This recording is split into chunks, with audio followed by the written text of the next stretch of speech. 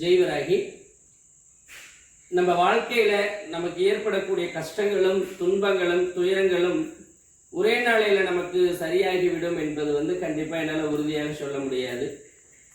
ஆனால் இந்த அம்மாவை முழுமையாக சரணடைந்த பக்தர்களுக்கு இந்த பச்சை இலை பிரசாதம் ஒரு மனிதனுடைய வாழ்வையும் பசியையும் மாற்றி அமைத்து கொடுத்ததுதான் இந்த அம்மாவினுடைய அற்புதமே.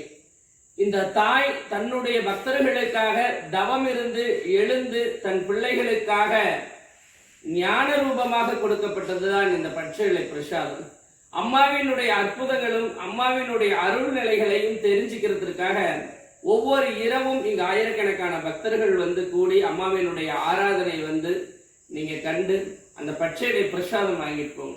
இந்த பச்சை இலை பிரசாதம் எந்த விதமான தட்சணையும் கிடையாது. அம்பாள் இங்க சொல்வதே ஒரு மனிதனுடைய வாழ்வை இழந்து தவிக்கின்றவனுக்கு எல்லாம் நானாக இருக்கப்பட வேண்டும் அப்படின்னு சொல்லுவாங்க.